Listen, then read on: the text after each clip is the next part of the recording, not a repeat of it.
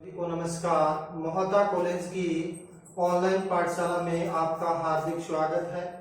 तो हम इम्पोर्टेंट प्रश्नों की जो श्रृंखला चला रखी थी, तो आज हम एमए फाइनल का जो 8th पेपर है औद्योगिक भूगोल के सेक्शन सी और बी के इम्पोर्टेंट प्रश्नों पर डिस्कस करेंगे। इसके अलावा अपने डिस्कस ये भी करेंगे कि इसके अंदर कौन से प्रश्न इस एग्जाम के अंदर मोस्ट बनने वाले, इन मोस्टों में से भी इसके अंदर कौन से प्रश्न करवा रखे हैं, यूट्यूब पर डाल रखे हैं, उनका भी अपने लिंक डाल देंगे ताकि उन प्रश्नों को आप रिपीट कर सको। तो देखिए, फर्स्ट प्रश्न इसके अंदर बनता है औद्योगिक भूगोल का अर्थ, प्रकृति, विषय क्षेत्र। तो ये प्रश्न मैंने करा रखा है, थोड़ा सा मैं हिंट दे देता हूं कि औद्योगिक भूगोल मानव भूगोल की एक शाखा है जिसके अंदर उद्योगों के निर्माण, उसके विकास, उसके यानी प्रतिस्थापन से संबंधित विभिन्न प्रकार के जो कारक हैं, उन कारकों के परिणाम स्वरूप जो औद्योगिकरण का विस्तार होता है या औद्योगिक प्रदेश बनते हैं, उद्योग कहां पर लगे, उससे संबंधित सिद्धांतों का व्यापक जो अध्ययन जिस भूगोल के अंदर करते हैं वो भूगोल है औद्योगिक भूगोल। तो औद्योगिक भूगोल किसकी? मानव भूगोल की शाखा है जिसमें उद्योगों से संबंधित विभिन्न प्रकार के जो कारक हैं उनका व्यापक रूप से अध्ययन जिस भूगोल में करते हैं वो कौन सा है? औद्योगिक भूगोल है। और औद्योगिक भूगोल की प्रकृति भी परिवर्तनशील है। क्यों? क्योंकि ये भूगोल की यानी नवीनतम शाखाओं में से एक माना जाता है। और जैसे जैसे क्या है, नगरीकरण का विस्तार हो रहा है और वैसे वैसे औद्योगिक प्रदेशों का विस्तार हो रहा है, और जैसे जैसे वस्तुओं की डिमांड हो रही है वैसे वैसे विभिन्न प्रकार के उद्योगों का विस्तार हो रहा है, और उद्योगों से संबंधित विभिन्न प्रकार की परिघटनाओं का अध्ययन करते हैं औद्योगिक भूगोल में। जैसे जैसे मनुष्य की आवश्यकताएं बढ़ रही है वैसे वैसे उद्योगों का विस्तार भी हो रहा है। जैसे जैसे डिमांड हो रही है, जैसे ऊर्जा संसाधन पर ले लीजिए, पहले ऊर्जा का संसाधन सीमित रूप में उपयोग होता था, लेकिन आधुनिक तकनीकी युग के अंदर ऊर्जा के संसाधनों पर दबाव बढ़ा तो सौर ऊर्जा है, पवन ऊर्जा है, इससे संबंधित उद्योगों का विस्तार हुआ।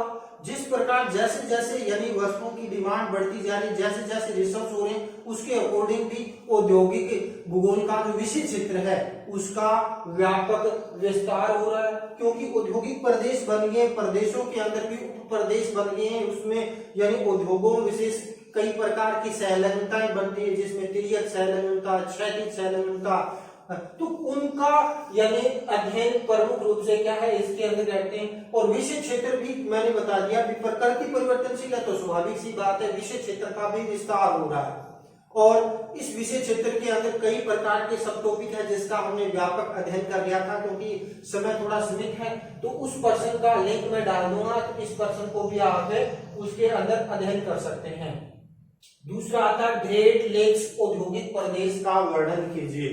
तो निश्चित रूप से ये ग्रेट लेक्स रूर बेसिन है या भारत का हुगली नदी है या भारत का रूर बेसिन है, इनमें से निश्चित रूप से एक प्रश्न आपको बड़े प्रश्न के रूप में या छोटे 7 नंबर के प्रश्न के अंदर निश्चित रूप से देखने को मिलेगा। तो ग्रेट लेक्स का भी हमने अध्ययन कर लिया। तो ग्रेट लेक्स संयुक्त राज्य अमेरिका की 5 बड़ी झीलें हैं जिसमें सुपीरियर, इरी, ओंटारियो और मिशिगन, हारियो, ये जो झीलें हैं इन झीलों के आसपास कच्चा लोहा और कोयला है और उस पर आधारित वहां कई औद्योगिक नगरों का विकास हुआ है। वहां कई प्रकार के उद्योग, चाहे उसके अंदर मोटर गाड़ी उद्योग हो या इसके अंदर इंजीनियरिंग उद्योग हो या लौह इस्पात उद्योग हो, उसका विस्तार से अध्ययन मैंने अलग से उनका डायग्राम 5 झीलों का डायग्राम बना के उसका व्यापक रूप से समझाया गया है। तो उस प्रश्न का भी आपको लिंक डाल दिया गया है, उस प्रश्न को आप अच्छी तरीके से अध्ययन करें। क्यों 2017, 19 और 21 में मोस्ट प्रश्न बनता है ये। इसके बाद नेक्स्ट इसके अंदर आता है जापान के औद्योगिक प्रदेश या संयुक्त राज्य अमेरिका के औद्योगिक प्रदेश। तो जापान के अंदर यानी लगभग 6-7 औद्योगिक प्रदेश हैं, उन औद्योगिक प्रदेशों को भी मैंने विस्तार से अध्ययन करवाया, तो उस प्रश्न का अवलोकन करें। इसके अलावा इंग्लैंड आपके संयुक्त राज्य अमेरिका के अंदर भी कई औद्योगिक प्रदेश पाए जाते हैं, कई औद्योगिक पेड़ियां पाई जाती है।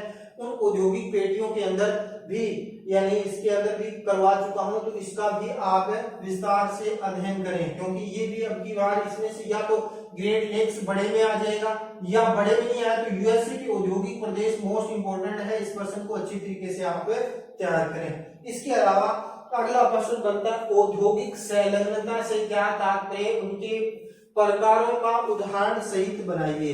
तो औद्योगिक संलग्नता से तात्पर्य है यानी उद्योगों के अंदर आपस में अंतर संबंध स्थापित होना, जिसके कारण उद्योगों के अंदर समूहीकरण होते होते उनकी एक श्रृंखला बन जाती है, एक प्रदेश का निर्माण हो जाता है और उसको बेसिकली क्या कहा जाता है, औद्योगिक संलग्नता। यानी संलग्नता का मतलब है जुड़ाव, एक बिंदु से दूसरे बिंदु के अंदर यानी उद्योगों में अंतर संबंध स्थापित हो जाता है, जिससे एक का तैयार माल दूसरे के लिए कच्चा माल होता है, जिसके अंदर यानी विभिन्न प्रकार के एक ही जैसे लो इस्पात आधारित उद्योग है, उसमें मशीनी निर्माण उद्योग है, मशीनों में कई प्रकार के कलपुर्जे बनाए जाते हैं, तो उससे संबंधित एक का तैयार माल दूसरे के लिए कच्चा, तो उसमें श्रम का विभाजन भी प्रमुख रूप से हो जाता है, उसमें वस्तु की लागत भी प्रमुख रूप से कम हो जाती है। क्यों? क्योंकि एक ही उद्योगों की श्रृंखला एक क्षेत्र के अंदर स्थापित हो जाती है और वो बेसिकली क्या कहलाती है, औद्योगिक संलग्नता।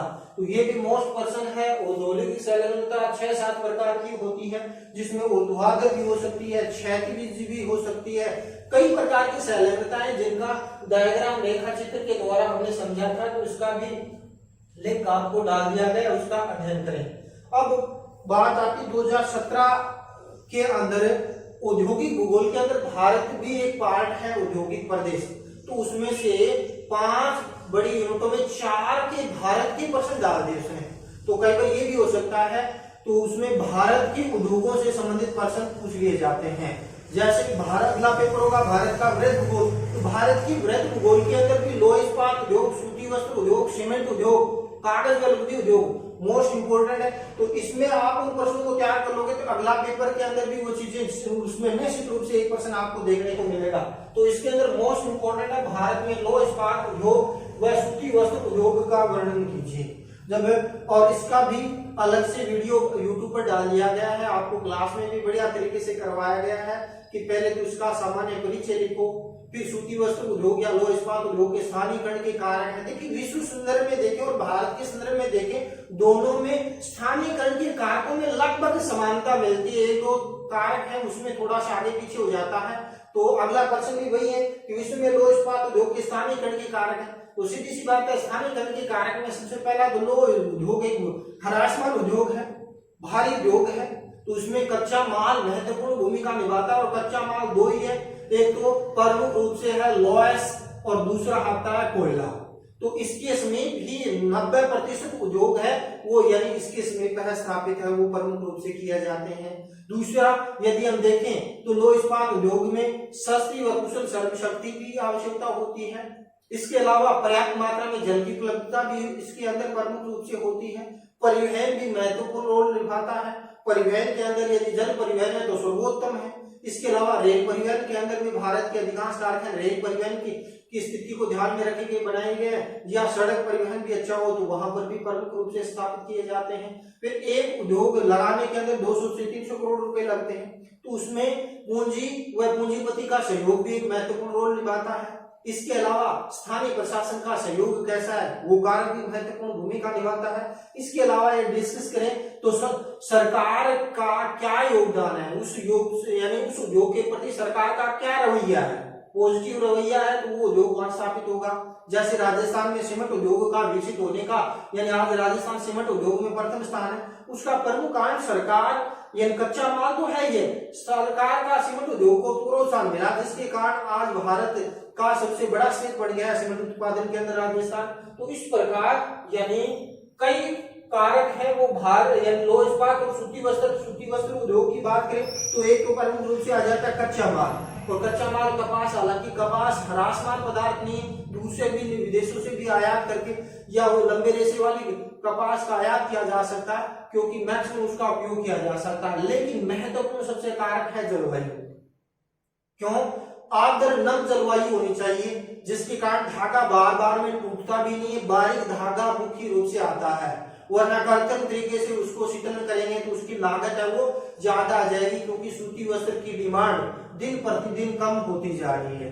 तो वो चीजें मुख्य रूप से क्या है, बाकी वही चीजें आ जाती है, सस्ती जल विद्युत की उपलब्धता भी आ जाती है, सस्ते परिवहन की उपलब्धता भी आ जाती है, बाजार में महत्वपूर्ण रोल इसके अंदर निभाता है।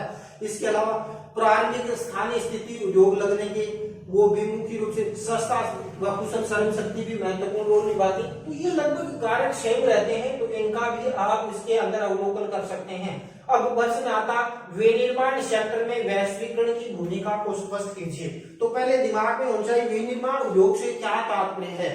तो विनिर्माण उद्योग वे उद्योग हैं जो कच्चे माल का उपयोग कर उसके गुणवत्ता के अंदर परिवर्तन कर देते हैं, उसकी मांग के अंदर यानी वृद्धि कर देते हैं और उसकी मूल्य के अंदर वृद्धि हो जाती है, वो विनिर्माण उद्योग है। चाहे कपास है, कपास का उपयोग कर लिया, उससे बिनौला अलग निकाल दिया जो पशुओं को खिलाने, उसी से वनस्पति तेल बनता है, या उसकी रुई का उपयोग सूती वस्त्र निर्माण के अंदर में उपयोग कर लिया, या विभिन्न प्रकार की वस्त्र निर्माण में उपयोग कर लिया, तो उस जो कपास की वैल्यू बढ़ गई, उसकी डिमांड बढ़ गई, उसका मूल्य वृद्धि हो गया, वही मुख्य रूप से विनिर्माण उद्योग है। तो विनिर्माण उद्योग द्वितीय क्रियाकलाप के अंदर आता है, पहला तो ये ध्यान रखने वाली बात है। दूसरा, विनिर्माण सेक्टर की डिमांड दिन प्रतिदिन बढ़ती जा रही है, क्योंकि प्राथमिक क्रियाकलाप थे जिसमें पशुचारण है, आखेट है, या आदिम कृषि है, आदिम खनन की क्रियाएं, वो धीरे धीरे सिमटती जा रही है। और द्वितीय सेक्टर है वो धीरे धीरे यानी विकसित जिलों में द्वितीय सेक्टर की महत्वपूर्ण भूमिका निभा रहा है।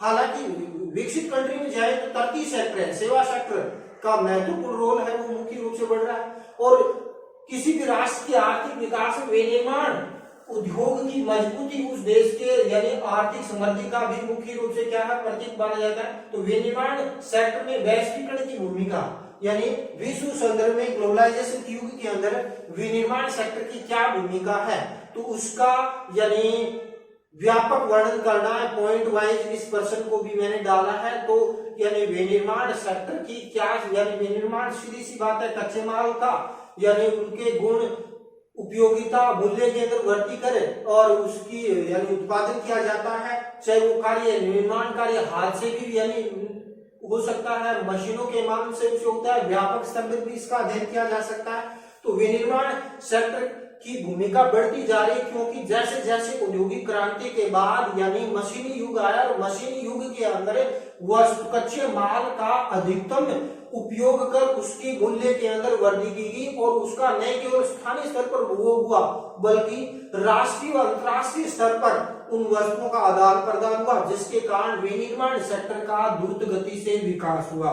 तो विकासात्मक बहुत से कारक हैं कि विनिर्माण सेक्टर के अंदर यानी एक तो रोजगार के क्षेत्र के अंदर सर्जन हुआ, दूसरा यदि हम देखें तो उसके अंदर जो मूल्य के अंदर वृद्धि हुई, आय की मात्रा के अंदर इसके अंदर वृद्धि हुई, दूसरा यानी वस्तु को स्थानीय वस्तु थी उसका ग्लोबलाइजेशन हो गया, वैश्वीकरण हो गया और उसकी डिमांड जब विदेशों में जाती है, जैसे आज गुआर का भाव क्यों हो रहा है, गुआर गम का मूल्य बढ़ गया, विदेशों में डिमांड बढ़ गई, जिसके कारण गुआर का भाव द्रुत गति से बढ़ रहा है। उसी प्रकार विनिर्माण सेक्टर का भी वैश्वीकरण में महत्वपूर्ण भूमिका है। विभिन्न प्रकार के जो औद्योगिकरण हो रहा है उसमें इस विनिर्माण सेक्टर का बहुत महत्वपूर्ण रोल है। अब प्रश्न 2017 में पूछा गया कि भारत के प्रमुख औद्योगिक प्रदेशों का वर्णन कीजिए। तो भारत के अंदर भी क्या है, जैसे जैसे नगरीकरण हो रहा है, जैसे जैसे जनसंख्या यानी कृषि सेक्टर से विनिर्माण सेक्टर में गई तो उद्योगों का विकास द्रुत गति से हुआ और उद्योगों की श्रृंखलाएं बन गई और विभिन्न प्रकार के उद्योगों का समूहीकरण हो गया, तो वो एक क्षेत्र पर्टिकुलर औद्योगिक प्रदेश बन गया। तो भारत के अंदर यदि औद्योगिक प्रदेशों का अपने मैप के अंदर देखें तो कई प्रकार के औद्योगिक प्रदेश अलग अलग भूगोलवाताओं ने अलग अलग भौतिक प्रदेशों का विभाजन किया है। जैसे पश्चिम बंगाल में हुगली नदी के किनारे पर यानी सैकड़ों किलोमीटर के आसपास के दायरे के अंदर कच्चा माल जूट पर आधारित विभिन्न प्रकार के उद्योगों की श्रृंखला बन गई, जिसमें टाट पट्टियां हैं, बोरियां हैं, दरिया हैं, बोरे हैं, सजावट का सामान है, पैकिंग का सामान। तो वो जो जूट उद्योग का वहां श्रृंखलाबद्ध श्रेणी के अंदर जो विकास हुआ वो एक प्रदेश बन गया, हुगली औद्योगिक प्रदेश। तो हुगली नदी के समीपवर्ती क्षेत्रों के अंदर और भारत का 80% जो जूट और जूट से जो बनी वस्तुएं हैं वो आज कौन करता है? पश्चिम बंगाल राज्य करता है। क्यों? क्योंकि कच्चा माल जूट वहां उपयुक्त मिल जाता है। फिर जूट को सड़ाने के लिए जो व्हील्स हैं वहां सड़ाने के लिए उचित व्यवस्था है।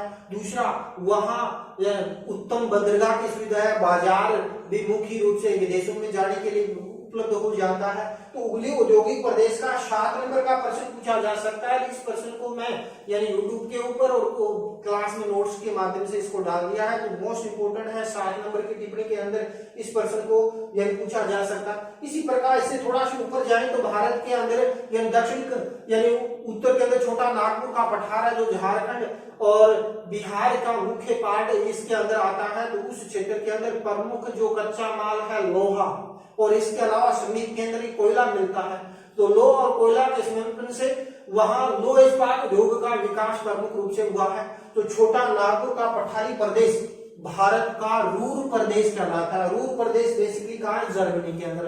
तो वहां लोह पर आधारित विभिन्न प्रकार के उत्पाद होते हैं, चाहे लोहे से वो रेल की पटरियां हो, गटर हो, सरिये हो या मशीनी निर्माण उद्योग हो, इंजीनियरिंग, कई प्रकार के उद्योगों का वहां जमा हो गया और वो एक प्रदेश बन गया पर्टिकुलर। वो कौन सा है? छोटा नागपुर का पठारी प्रदेश। जब ये बड़े प्रश्न में आए तो आपको भारत का मैप बनाते हुए उसके अंदर यानी इसको प्रमुख रूप से प्रदर्शित करना है। फिर यदि हम बात करें तो गुजरात के आसपास वाला जो क्षेत्र है, महाराष्ट्र वाला जो प्रदेश है, इसके अंदर कच्चा माल या सूती वस्त्र, तो सूती वस्त्र पर आधारित उद्योगों का विकास हुआ। तो यानी इस क्षेत्र के अंदर बात करें तो आपका आ जाता है अहमदाबाद, पुणे, मुंबई औद्योगिक प्रदेश विकास हुआ। यहाँ प्रमुख कच्चा माल है सूती और सूत से विभिन्न प्रकार की जो वस्तुएं बनाई जाती है, वहां उद्योगों का विकास प्रमुख रूप से हुआ। दक्षिण में मदुरई, तमिलनाडु, चेन्नई औद्योगिक प्रदेश का विकास प्रमुख रूप से हुआ। तो इस प्रकार कई उद्योगों का यह श्रृंखला है वो पाई जाती है और औद्योगिक प्रदेश का निर्माण होता है जिसमें कई उद्योगों की श्रृंखला मिलेगी। वहां श्रमिकों की संख्या उस क्षेत्र में जमावड़ा अधिक देखने को मिलेगा, वह आवासीय क्षेत्र बहुत ही कम मिलेंगे और कई प्रकार की विशेषताएं औद्योगिक प्रदेश की, जहां औद्योगिक श्रृंखलाबद्ध समूह मिलेंगे, कच्चे माल, तैयार माल और उसके संबंधित कई प्रकार के उद्योग उस क्षेत्र के अंदर देखने को मिलेंगे। तो ये प्रश्न भी मोस्ट इंपोर्टेंट है। इस प्रश्न को भी यहाँ पे यानी विस्तार से समझाया गया है। तो ये तो बेसिकली इंपोर्टेंट प्रश्न बनते हैं इसके अंदर यानी सी सेक्शन के अंदर। बी सेक्शन के अंदर हालांकि कुछ प्रश्नों को मैंने करवाया है, लेकिन अब छोटे प्रश्नों पर भी थोड़ा सा डिस्कस कर लेते हैं। तो एक मैंने डिस्कस कर लिया औद्योगिक प्रदेश के अंदर मोस्ट इंपोर्टेंट प्रदेश है हुगली औद्योगिक प्रदेश या भारत का रूर प्रदेश, छोटा नागपुर का पठारी प्रदेश। ये छोटे प्रश्नों के अंदर इसको 7 नंबर के प्रश्नों में पूछा जा सकता है। तो भारत का रूर प्रदेश यानी छोटा नागपुर का पठारी प्रदेश कहलाता है, जो लोह इस्पात पर आधारित विभिन्न प्रकार के उद्योगों की श्रृंखला इस क्षेत्र के अंदर देखने को मिलती है, जो कहां पर भारत के छत्तीसगढ़ यानी बिहार और झारखंड राज्य के अंदर प्रमुख रूप से क्या है? फैला हुआ है। तो छोटा नागपुर का पठारी प्रदेश जर्मनी का जो रूर बेसिन है इसको भी अलग से क्या है प्रश्न को समझाया गया है। तो इसको भी आप यूट्यूब के माध्यम से अध्ययन करें। इसके अलावा नेक्स्ट प्रश्न हम देखें छोटा नागपुर के पठारी औद्योगिक प्रदेश, जिसका हमने डिस्कस कर लिया कि भारत का रूर बेसिन है, लोह और लोह पर आधारित विभिन्न प्रकार के उद्योगों की श्रृंखला यहाँ विकसित हुई है। कई औद्योगिक कल कारखाने, चाहे वो जमशेदपुर हो, चाहे इसके पास में दुर्गापुर वाला जो क्षेत्र है, या बिहार, छत्तीसगढ़, झारखंड वाला जो क्षेत्र है, इस क्षेत्र के अंदर उद्योगों की श्रृंखला देखने को मिलती है। इसके बाद नेक्स्ट प्रश्न बनता है कि कागज एवं लुगदी उद्योग के स्थानीयकरण के कारण। प्रश्न को इस प्रकार से, भारत में कागज एवं लुगदी उद्योग का विस्तार से अध्ययन कीजिए। तो कागज और लुगदी उद्योग मुख्य रूप से क्या है? कच्चा माल, चाहे वो शीतोष्ण कटिबंधीय वनस्पति हो या नरम मुलायम लकड़ी है, चाहे वो कोणधारी वनस्पति हो। इसके अलावा भारत के अंदर चूंकि गन्ने की फोई से रबड़ यानी कि सिंथेटिक कपड़ों से भी मुख्य रूप से क्या है, यानी ये फाइबर बनाया जाता है। इसके अलावा कई चीजें प्रमुख रूप से बांस की छाल का उपयोग भी क्या है, कागज बनाने के अंदर, लुगदी बनाने के अंदर प्रमुख रूप से किया जाता है। वैसे देखें तो कागज लुगदी उद्योग शीतोष्ण कटिबंधीय देश हैं, चाहे शुक्राज है, अमेरिका है, रूस है, कनाडा है, वहां पर ज्यादा विकास हुआ। उत्तम क्वालिटी का जो नोट की छपाई वाला जो कागज है, आज भारत उन देशों पर मुख्य रूप से निर्भर है। क्यों? क्योंकि भारत में वो मुलायम लकड़ी के जो वन है वो प्रमुख रूप से क्या है, कम में पाए जाते हैं। तो ये चीजें होंगी। इसके अंदर कागज और लुगदी उद्योग के स्थानीयकरण के कारक क्या है, तो सीधी सी बात है, थोड़ा सा डिस्कस कर लेते हैं। कच्चा माल, तो कच्चा माल में पहले तो लकड़ी आ जाती है, मुलायम तंतुयुक्त लकड़ी होनी चाहिए। दूसरा, उसके अंदर लकड़ी को लाने के लिए, क्योंकि पर्वतीय क्षेत्र, दुर्गम क्षेत्रों, वहां परिवहन सुविधा, और परिवहन में रेल सुविधा है या जल परिवहन की सुविधा है, वो भी महत्वपूर्ण रोल इसके अंदर प्रमुख रूप से निभाती है। तीसरा, सस्ती जल विद्युत भी प्रमुख रूप से कागज या लुगदी उद्योग के अंदर महत्वपूर्ण भूमिका निभाती है। चौथा, बात करें सस्ती सरल या सस्ती कुशल परम श्रम शक्ति, क्योंकि उसकी लुगदी बनाने, लुगदी को रंगने, छपने और विभिन्न प्रकार के कागजों के निर्माण में अखबारी कागज, गत्ते और महीन बारीक बढ़िया कागज, नोट की छपाई, तो अलग अलग प्रोसेस से जाता है, जिसके कारण यानी इस उद्योग के लिए सस्ते श्रम की भी आवश्यकता होती है। फिर सस्ता श्रम हो गया, लुगदी तैयार होगी, फिर उसके लिए कारखाने जो यानी बाजार यानी लुगदी का यानी उद्योग के लिए यानी जो कागज उद्योग के लिए कच्चा माल हो गया, वो कागज उद्योग जब तैयार हो गया तो उसके लिए बाजार की उपलब्धता भी प्रमुख रूप से क्या है, इसके अंदर होनी चाहिए। फिर स्थानीय प्रशासन का सहयोग कैसा है, पूंजी या पूंजीपति का सहयोग, जैसे कई कारक हैं कागज एवं लुगदी उद्योग में महत्वपूर्ण भूमिका निभाते हैं। इसके अलावा इन तीन जो ऑगस्ट लोज का सिद्धांत, ए वेबर का न्यूनतम लागत सिद्धांत और हूवर का, इसमें से निश्चित रूप से एक बड़े प्रश्न के रूप में आपको मिलेगा कि ये सिद्धांत कब दिया, सिद्धांत के अंदर क्या क्या मूल बातें थी और सिद्धांत किस पर बेस्ड है, उस प्रश्न को भी आप यानी विस्तार से ध्यान दें। तो इसमें निश्चित रूप से आपको बड़े प्रश्न के रूप में भी मिल सकता है वेबर वाला, और ऑगस्ट लॉज इंपॉर्टेंट है, हालांकि यहाँ मैंने उसके अंदर नहीं मेंशन किया। तो ऑगस्ट लॉज का सिद्धांत या वेबर का न्यूनतम लागत की अवधारणा है, ये दोनों ही मोस्ट इंपोर्टेंट। इसके अलावा बाजार क्षेत्र की अवधारणा क्या है, या एम हूवर की परिवहन लागत की अवधारणा का वर्णन कीजिए, या इसके अंदर ही पूछा जा सकता है विश्व में सूती वस्त्र उद्योग के स्थानीयकरण के कारक क्या हैं। तो स्थानीयकरण के कारक से भारत के अंदर हो चाहे विश्व में लगभग क्या है, कॉमन इसके हैं। और उस औद्योगिक प्रदेश में ग्रेट लेक्स औद्योगिक प्रदेश का विस्तार से अध्ययन करेंगे। तो चूंकि इससे पहले मैं आपका एक मिनट लूंगा, तो देखिए एमए परिवेश के छात्र छात्राओं के एडमिशन चल रहे हैं, लगभग 40% सीटें हैं वो कवर भी हो चुकी हैं। तो वो उन तमाम जो एमए फाइनल के विद्यार्थी हैं, चाहे वो यानी इस साल फाइनल में हुए हैं या पिछले साल जिसके एग्जाम होने वाले हैं, तो आपका यानी हमारा कॉम्बिनेशन ये बना रहे, क्योंकि अपने आगे नेट की भी तैयारी करनी है, तो सतत आपको इससे जुड़ा रहना है, कॉलेज से एक तारतम्य बनाए रखना है।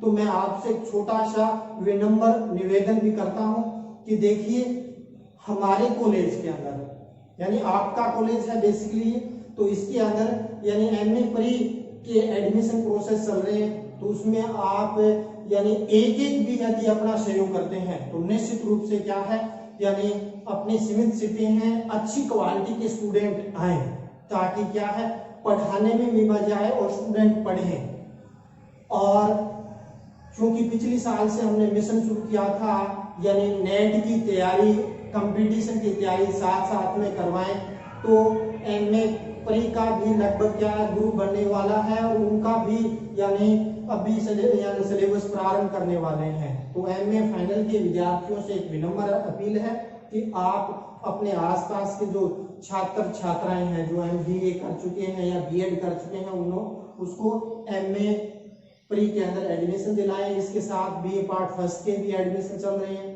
क्योंकि अपने कॉलेज है, अपने आसपास का बेस्ट कॉलेज है, तो उसके प्रति आपका थोड़ा नैतिक दायित्व बनता है। चलो अपने टॉपिक को कवर करते हैं। ग्रेट लेक्स औद्योगिक प्रदेश, ग्रेट का मतलब क्या होता है, महान, और लेक्स का मतलब है झील।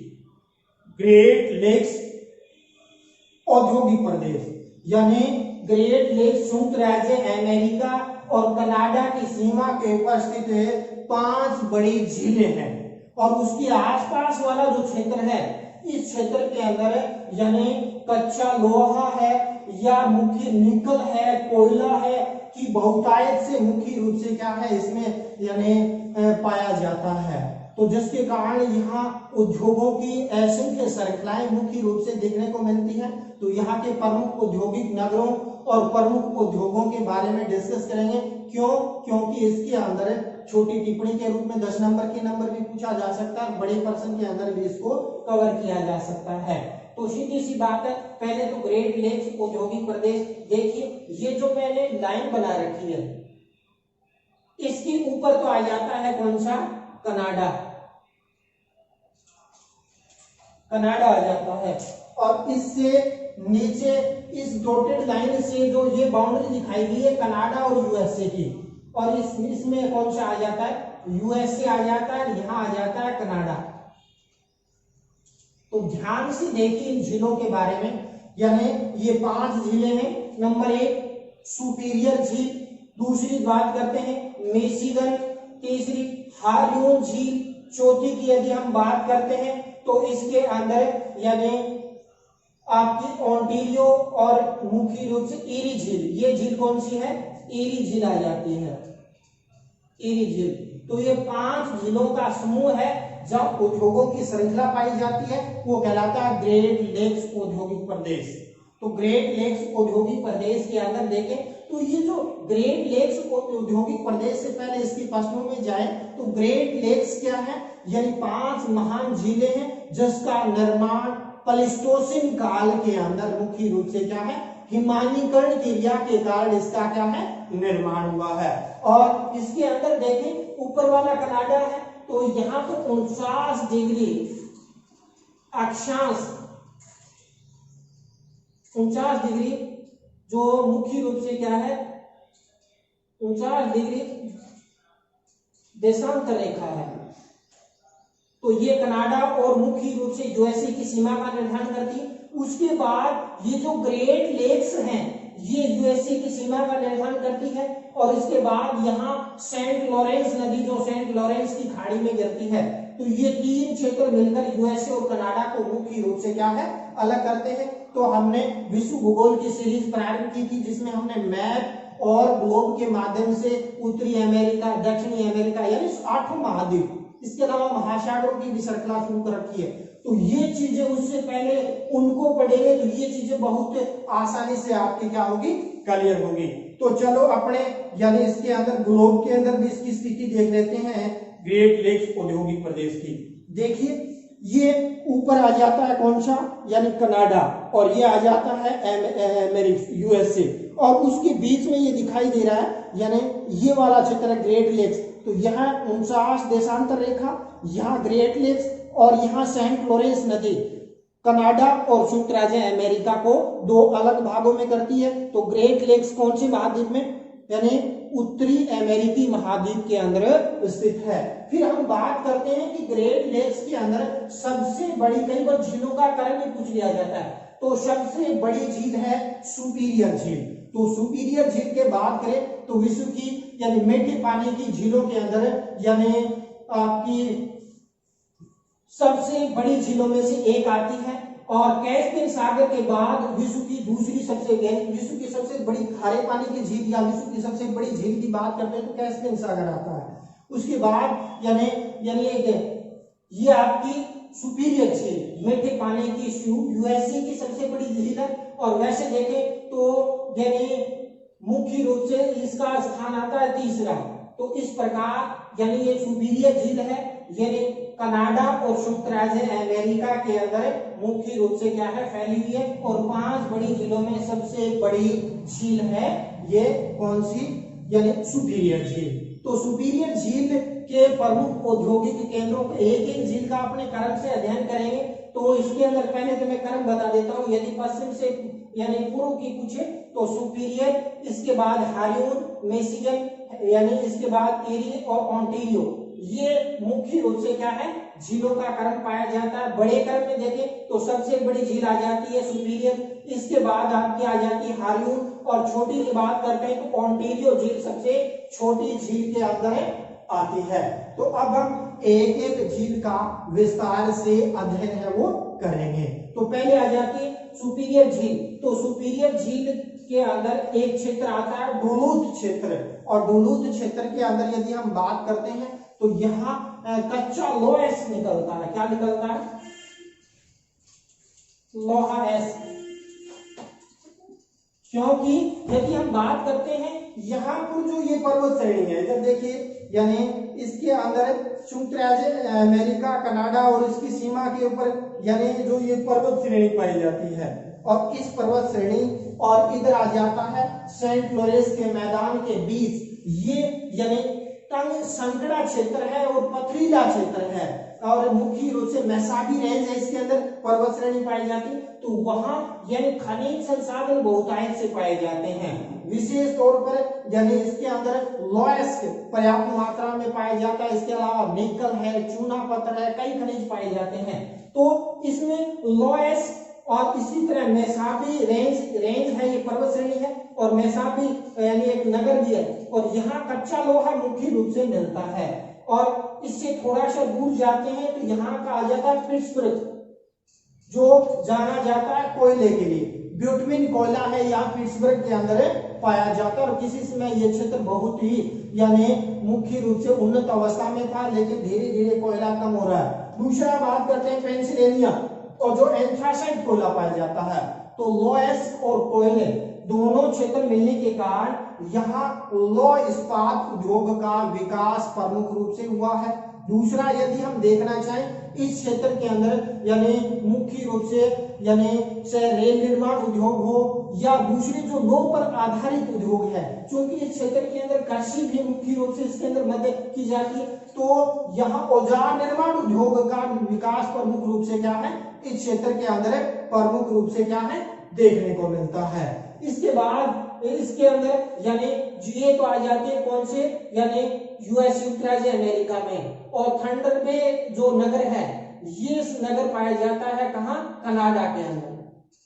मैंने बताया ना ये वाली जो सीमा है इसके ऊपर कनाडा आ जाता है, नीचे यूएसए आ जाता है। तो थंडर बे भी मुख्य रूप से क्या है, यानी सुपीरियर झील के ऊपर स्थित है, यानी एक बड़ा नगर है, वो प्रमुख रूप से आ जाता है। और इस क्षेत्र के अंदर भी प्रमुख रूप से क्या है, लौह निकलता है। लौह पर आधारित उद्योग का विकास है इस क्षेत्र के अंदर प्रमुख रूप से क्या है, देखने को मिलता है। इसके बाद हम बात करते हैं दूसरी झील की। तो दूसरी झील अपने ले लेते हैं कौन सी, यानी मिशिगन झील। तो मिशिगन झील है यानी ये बाउंड्री दिखाई दे रही है, और बाउंड्री से यदि हम बात करते हैं यानी ये दक्षिण के अंदर है।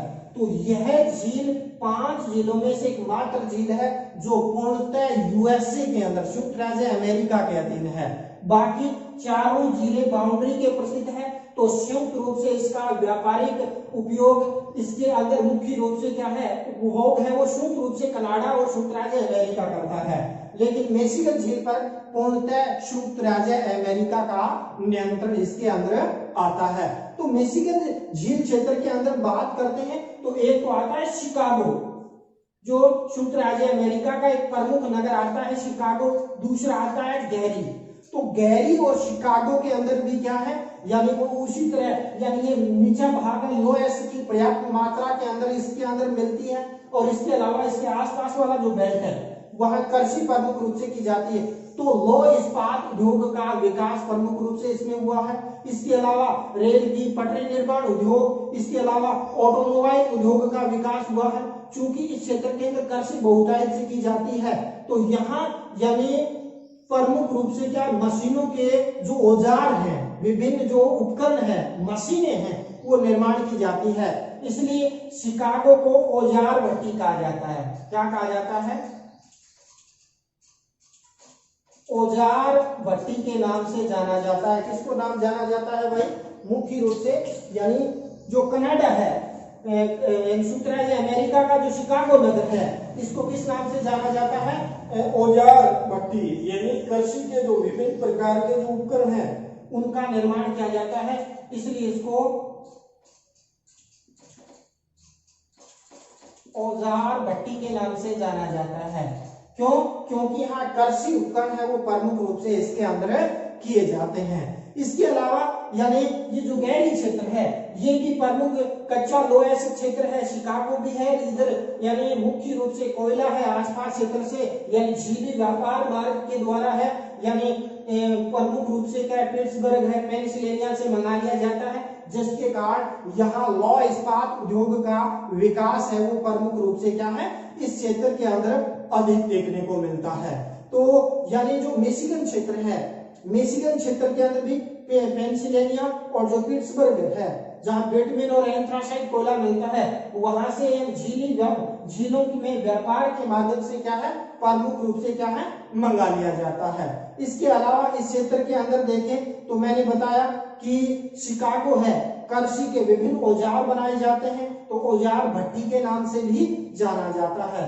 इसके अलावा जो यानी मिशिगन क्षेत्र है इसके अंदर यानी पशु चारण आसपास बहुत किया जाता है तो मांस प्रसंस्करण उद्योग का विकास भी इस क्षेत्र के अंदर प्रमुख रूप से क्या है देखने को मिलता है। इसके बाद हम आगे जाते हैं तीसरी झील हेरियन झील। तो ह्यूरेन झील है वो मुख्य रूप से क्या है यानी आपकी सुपीरियर झील को हारियन झील को एक नहर के द्वारा जोड़ा गया है और उस नहर का नाम है क्या सू नहर। जो ये प्रश्न भी पूछा जाता है कि सू नहर किनको सुपीरियर झील को यानी हारियन झील से जोड़ने वाली जो नहर है वो सू नहर के नाम से जाना जाता है। और इस यानी मुख्य रूप से क्या है हारियन झील के अंदर देखें तो एक बड़ा नगर उभर के आता है सडबरी। तो सडबरी की यदि हम बात करते हैं तो इसके अंदर यानी विश्व में सर्वाधिक बड़ा विशाल भंडार किसका निकल का उत्पादन भी होता है यानी मुख्य रूप से इसका क्या यानी भंडार भी पाया जाता है। और निकल के अलावा अन्य यदि हम बात करते हैं यानी मुख्य रूप से उत्पादन की तो इस क्षेत्र के अंदर यानी कुछ मात्रा में तांबा भी निकाला जाता है। क्या निकाला जाता है? तांबा भी निकलता है, प्लेटिनम भी निकलता है, लेकिन प्रसिद्ध है ये किसके लिए यानी ये प्रसिद्ध है आपके यानी निकल के लिए। तो निकल विश्व के सबसे ज्यादा भंडार है वो इसी क्षेत्र के अंदर प्रमुख रूप से क्या है पाए जाते हैं। तो निकल पर आधारित या जो कहें तांबे पर आधारित उद्योगों का विकास है, प्लेटिनम पर आधारित उद्योगों का विकास इस क्षेत्र में अधिक देखने को मिलता है। और इस क्षेत्र के अंदर यानी ऑटोमोबाइल उद्योग का विकास है वो प्रमुख रूप से क्या है यानी अधिक देखने को मिलता है। जो डेट्राइट है यहाँ तो ऑटोमोबाइल और यहाँ की फोर्ड कार है विश्व भर के अंदर प्रसिद्ध है, तो ऑटोमोबाइल और कार उद्योग के लिए यानी प्रसिद्ध है। इसके अलावा यहाँ का एक नगर आ जाता है हैमिल्टन। तो हैमिल्टन नगर है वो लौह इस्पात उद्योग के लिए प्रमुख रूप से प्रसिद्ध है। तो लौह इस्पात आधारित उद्योगों का विकास है वो इस क्षेत्र के अंदर प्रमुख रूप से क्या है देखने को मिलता है। इसके अलावा कनाडा का बर्मिंघम नगर भी मुख्य रूप से क्या है जो यानी कनाडा का पिट्सबर्ग के नाम से भी जाना जाता है। तो बर्मिंघम भी इसी मुख्य रूप से क्या है यानी हारियन झील के ऊपर प्रमुख रूप से क्या है स्थित आ जाता है। तो सडबरी यानी यहाँ प्रमुख रूप से क्या है लौह इस्पात औद्योगिक केंद्र है, प्लेटिनम और तांबा भी इस क्षेत्र के अंदर निकलता है। सो ये डेट्राइट है ये इसी झील पर है भाई, डेट्राइट का आगे अध्ययन करें। यानी इसके अंदर तो मुख्य रूप से क्या यदि हम बात करते हैं तो सेंट मैरी बंदरगाह है पाया जाता है किसके ऊपर है यानी हारियन झील के ऊपर। इसके अलावा रोजर्स सिटी बंदरगाह भी इसके अंदर प्रमुख रूप से पाया जाता है। और सडबरी यहाँ का प्रमुख एक यानी प्रमुख औद्योगिक केंद्र है जिसके अंदर यदि हम बात करते हैं तो विश्व का सर्वाधिक निकल के भंडार पाए जाते हैं, प्लेटिनियम और तांबा का उत्पादन होता है। तो प्लेटिनियम, निकल और तांबा पर आधारित उद्योगों का विकास क्षेत्र के अंदर प्रमुख रूप से अधिक देखने को मिलता है। तो सुपीरियर होगी, मिशिगन होगी, इसके बाद आ जाती है आपकी यानी हारियन होगी, इसके बाद यानी झील आती है इरी झील। तो इरी झील के अंदर यदि हम देखें तो इरी झील यानी यूएस और कनाडा का एक प्रमुख औद्योगिक केंद्र है। और इरी झील के अंदर बात करते हैं सबसे बड़ा केंद्र है डेट्राइट। तो मैंने पहले इधर यानी इसके अंदर बता दिया ये इसके अंदर है। डेट्राइट के अंदर बात करते हैं तो डेट्राइट ऑटोमोबाइल उद्योग और कार उद्योग के लिए प्रसिद्ध है। किसके लिए? ऑटोमोबाइल और कार उद्योग के लिए प्रमुख रूप से क्या है, यह नगर प्रसिद्ध है। इसके अलावा बात करते हैं हैमिल्टन नगर, तो हैमिल्टन नगर में इरी झील के अंदर ही है, नहीं कि हार्लोम के अंदर। तो हैमिल्टन नगर के अंदर बात करते हैं तो यहाँ का एक प्रमुख लौह इस्पात उद्योग केंद्र है, तो जहाँ मुख्य रूप से क्या रेल के इंजन प्रमुख रूप से क्या है बनाए जाते हैं। इसके अलावा कनाडा का बर्किंघम नगर भी मुख्य रूप से क्या है इसी एरी झील पर पाया जाता है, और वहां यानी मुख्य रूप से यानी बिटुमिन, कोयला, चूना पत्थर मिलता है, और इसके कारण यानी ये कनाडा का पिट्सबर्ग के नाम से भी इसको प्रमुख रूप से क्या है जाना जाता है। और फिर बात करते हैं जो एरी झील है, एरी झील को यानी अगली झील है ओंटारियो झील, तो एरी और ओंटारियो के बीच में गैप है, और उस गैप को एक नहर के द्वारा जोड़ा गया है, और नहर को कहा जाता है वेल्ड नहर। किस नाम से जाना जाता है? वेल्ड नहर के नाम से जाना जाता है। और इसी वेल्ड नहर के ऊपर यहाँ यानी यूएसए के अंदर देखें, कैलिफोर्निया प्रांत के अंदर, वहां पर एक